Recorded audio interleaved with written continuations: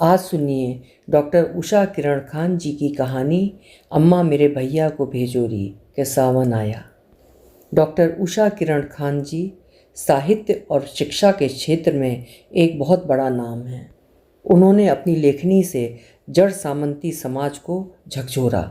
दुखद बात यह है कि अभी कुछ दिन पहले वो हमारे बीच नहीं रही। उनको श्रद्धांजलि अर्पित करते हुए प्रस्तुत करती हूँ डॉक्टर उषा किरण खान जी की कहानी अम्मा मेरे भैया को भेजो री के सावन आया।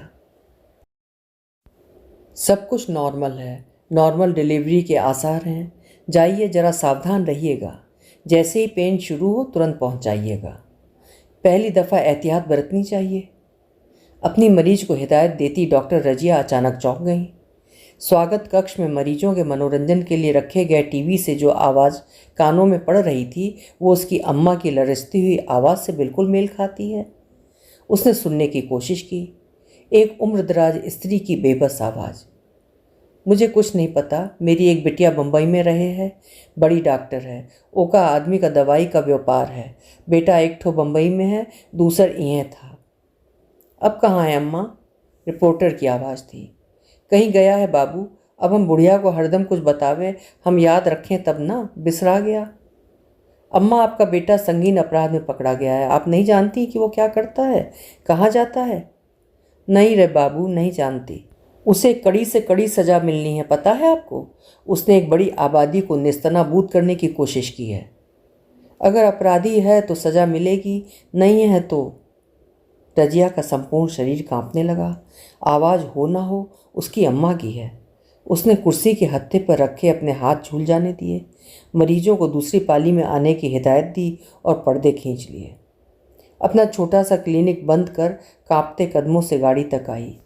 घर नज़दीक था, फिर भी कांपते हाथों को सायास काबू करती गाड़ी चला रही थी। मन ही मन सोच रही थी, उस माँ की आवाज़ इसकी माँ से मिलती थी, उसके कुनबे की तफसील इसकी फैमिली प्रोफाइल की मानंद है, पर ज़रूरी तो है नहीं कि इसकी अम्मा हो। घर का दरवाज़ा खोल रजिया अंदर आई। बच्चे स्कूल से आए नहीं थे, शादाब शहर में नहीं थे। रजिया ने जग से ढालकर पानी पिया। खाने की तबीयत नहीं थी। हौले से उठकर सोफे पर बैठी, रिमोट से टीवी ऑन किया और आंखें मींच लीं। फिर हौले हौले आंखें खोलीं। समाचार आ रहा था। सचमुच जो डर था वो भयावना होकर सामने लहराने लगा। उत्तर बिहार के धुर कोसी क्षेत्र की डॉक्टर रजिया, खाते पीते किसान की इकलौती बिटिया, पढ़ने में जहीन, क्वार कार्तिक की छुट्टियों में घर जाती तो उस वाक़ये को याद कर अब भी सहेलियों संग हंस हंस कर लोटपोट हो जाती। चांदनी रात में कांस के फूल बड़े मनोहारी लगते। एक दिन लड़कियों ने देखा, एक लंबी आकृति इधर से उधर डोल रही है। देख रजिया, भूत! गुलाब चिल्लाई थी। सभी चौकन्नी हो गई। आधी रात तक सभी की नज़रें जमी रहीं। नींद के साए पड़े, पलकें मुंदी तो सपने में भी भूत दिखने लगे थे। सुबह होते ही छोकरियां भागी सीमा की ओर। वहां देखा, लंबे मनीजरे की डाल पर एक फटी चितड़ी सी कमीज झूल रही थी। रात के डर का यही सार था। काश आज भी वही हो। आंखें नीचे सोचा रजिया ने। समाचार में जो नाम था वो उसी के भाई का था, अजीज शेख। कोई और भी अजीज शेख हो सकता है, या खुदा। तस्वीर सामने की। लगा सिर पर नाव रोकने वाला लोहे का झग्गड़ गिर गया है। बड़े भाई की तस्वीर ही तो है। संवाददाता क्या कह रहा है वो बिल्कुल नहीं सुन रही है। नीचे लिखी इबारत पढ़ रही हैं आंखें। उत्तर बिहार की नेपाल सीमा से अजीज शेख नामक कुख्यात आतंकवादी पकड़ा गया। बरसात के दिनों में नदी नाले तो सूखे क्षेत्रों में भी भर जाते हैं। रजिया के इलाके उत्ताल समंदर में तब्दील हो जाते हैं। कहाँ नदी है कहाँ खेत पता नहीं चलता। सारी निशानदेही मिट जाती है। सतह से नीचे की ओर जाती गोल गोल भंवरें पता बताती नदियों का। पिता अच्छे खेतिहर होने के बावजूद अच्छे खेवैये और तैराक थे। एक बार जिनसी नाव पर सवार ढेरों कांवड़ियों को लेकर नाव भंवर में फंस गई।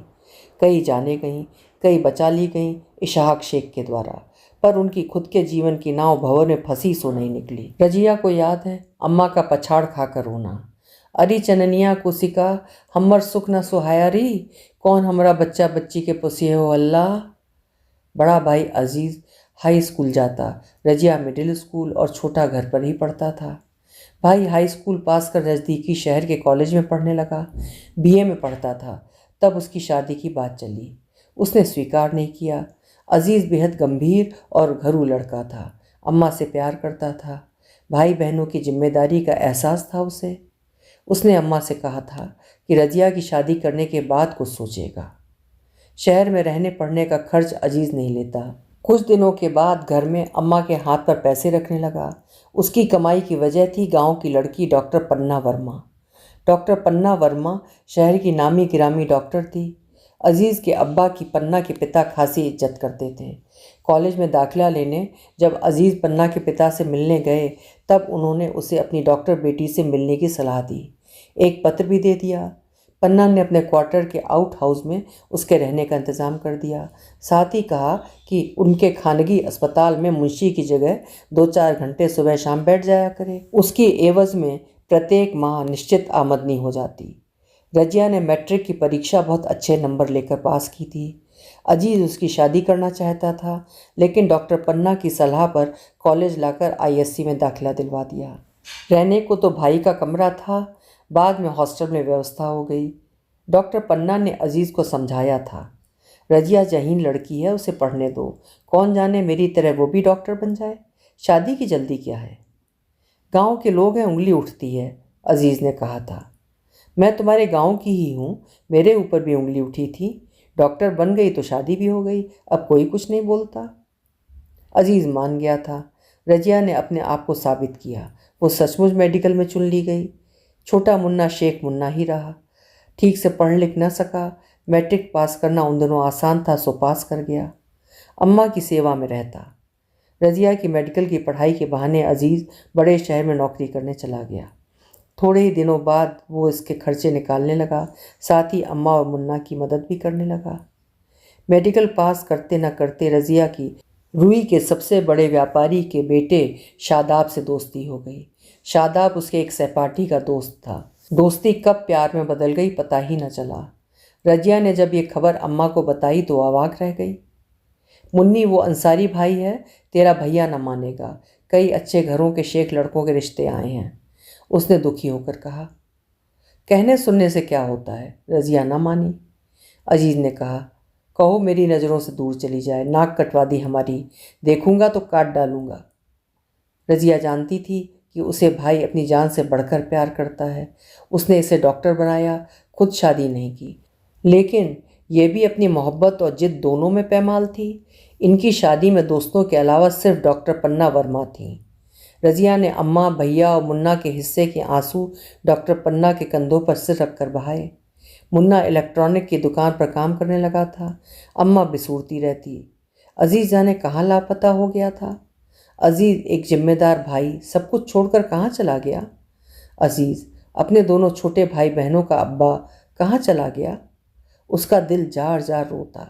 क्या कर दिया इसने। मुन्ना शेख दूल्हा बना, एक उदास सा दूल्हा। अम्मा के लिए बहू लाना था, सो रिश्ते की एक गरीब लड़की को ब्याह लाया।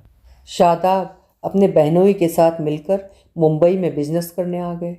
पीछे से डॉक्टर रजिया भी आ गई। डॉक्टरी चल निकली। पिछली बार जब ससुराल जाना हुआ तब पन्ना के साथ मायके भी पहुंच गई रजिया। अम्मा ने बाहों में भर लिया। तू ऐसी गई जैसे जानकी। काहेरी, अम्मा याद नहीं आई। ऐसा मत कह, मैं कहाँ चैन से थी।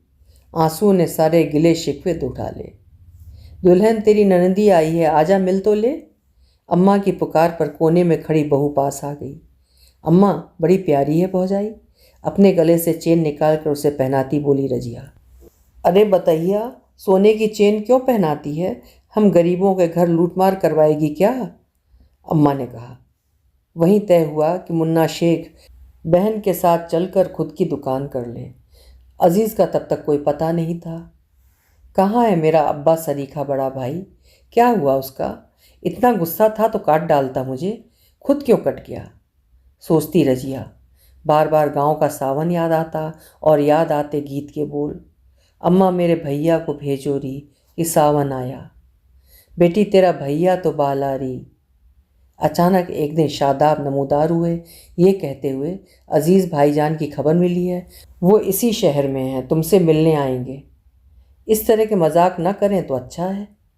सच कह रहा हूँ, आज शाम को आएंगे। रजिया हैरान थी। सचमुच अजीज आए और बड़े प्यार से मिले, ऐसे कि कभी कोई गिले शिकवे ही ना हो। रज़िया ने कहा, भाई मुन्ना भी यहीं है, मिल लेना। तुम हो कहाँ आजकल? यहीं तुम्हारे पास। ठहाका लगाया। तीनों भाई बहन फिर एक हो गए। गांव चलेंगे, दूल्हा भाई, बच्चे और हम सब।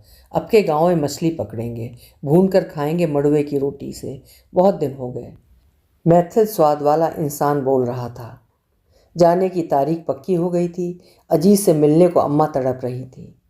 बेटुआ, तेरे अब्बा के जाने के बाद तू ही तो सिर का सोना सिंदूर है, कहाँ खो गया? नर्सिंग होम से आकर रज़िया खरीदारी में जुट जाती। मुन्ने की बीवी के लिए हरे रंग की चूनर चूड़ी, अम्मा के लिए सादी साड़ी, बच्चे के लिए तमाम सामान। बाजार में खरीदारी करती औरतों को देखकर उसका जी बौरा जाता। बड़ी कटजुनी के पेड़ पर लगा पटरा रखा झूला याद आता। कजरी याद आती। कैसे खेले जय बई सावन में कजरिया, बदरिया घिर अइले सखिया। टीवी के हर चैनल पर बम हादसे की कलेजा चीरने वाली आवाज़ थी। डॉक्टर होने के नाते वो भी दौड़ी थी, कईयों का इलाज कर रही थी। उसकी भी एक मरीज मारी गई थी। उसका गांव जाने का उत्साह कुछ कम हो गया था। मुन्ना का फ़ोन आया था। भाई कहाँ है? उसने कहा, पता नहीं। उसकी तस्वीर सभी चैनलों पर दिख रही है। अम्मा की लरजती आवाज़ गूंज रही है। रजिया एक बार और चौंक गई। मुन्ना शेख थाने लाया गया। अब बारी है शादाब की और खुद रजिया की। नज़दीकी रिश्तेदार हैं। उसे सचमुच शक हो रहा है। कहाँ थे भाईजान इतने अरसे? नम माटी की महक की कसम लेती है रजिया। भाई मिलेंगे तो पूछूंगी। कितनों के सावन को जलाकर राख कर डाला। हर दिल अजीज शेख। कांवड़ियों को बचाने में डूब जाने वाले इशाहक शेख का जाया। अभी आप सुन रहे थे डॉक्टर उषा किरण खान जी की लिखी हुई एक हृदय स्पर्शी कहानी, अम्मा मेरे भैया को भेजो री के सावन आया। उम्मीद है कि कहानी आपको ज़रूर पसंद आई होगी। कल फिर मिलेंगे। आपका समय शुभ हो।